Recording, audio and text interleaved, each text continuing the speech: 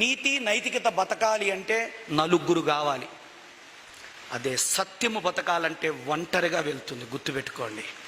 నీతి నైతికతకు నలుగురు కలిస్తే గానీ అవినీతి చేయలేరు. ఒక్కడ అవినీతి చేయలేడండి.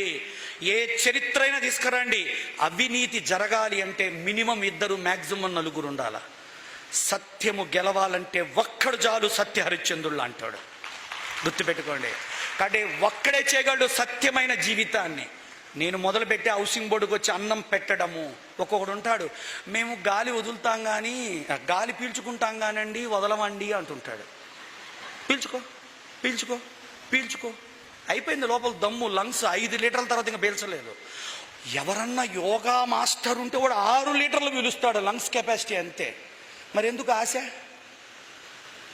తిను తిను. ఇప్పుడు నేను వండిందంతా ఒకడే తిన్నాడా? ఎవరు తిన్నారు చెప్పండి ఓ మాట. పెడతాం నేర్చుకోండియా, గాలి వదలటం నేర్చుకోండియా, పీల్చుకోవడం తెలుస్తుంది. పెట్టడం నేర్చుకోండియా, పంచడం నేర్చుకోండియా, సంపాదించడం తెలుస్తుంది. I will tell how to what are the techniques, how to earn the money. మీ బొంద ఏం అక్కర్లా, పెట్టడం నేర్చుకోండి, సంపాదించడం వస్తుంది. ఒక వస్తువు పోగొట్టుకోవడం నేర్చుకోండి, ఎతకాలో తెలుసుకుంటాం. కాళ్ళు కాల్తే తెలుస్తుంది చెప్పులు విలువ, కడుపు కాల్తే తెలుస్తుంది అన్నం విలువ. తిన్న అన్నాన్ని మర్చిపోయినోడు, సహాయం చేసిన మనిషిని మర్చిపోయినోడు చాలా చెడ్డవాడు. రెండు మర్చిపోకూడదు. ఎందుకంటే తిండి మళ్ళీ అవసరం ఉంటుంది, సహాయం చేసే మనిషితో మళ్ళీ అవసరం వస్తుంది. తాత్కాలిక అవసరం తినిందని, తాత్కాలిక అన్నం తినిందని ఆ వ్యక్తులతో ద్వేషం, విభేదం పెంచుకోకూడదు. కాబట్టి బాగా గుర్తుపెట్టుకోండి, జీవితం చాలా విలువైంది.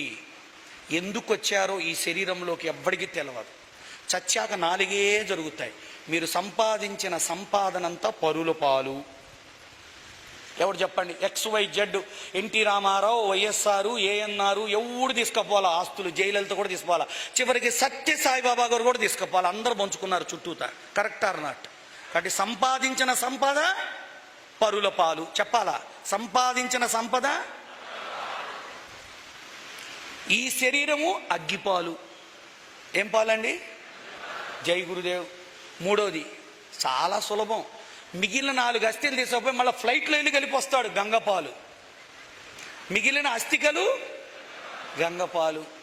చివరికి ఏమన్నా ఆత్మరూపంలో వస్తాడేమోనని కొడుకు జాగ్రత్తగా 4 ముద్దలు పెడతాడు, కాకిపాలు.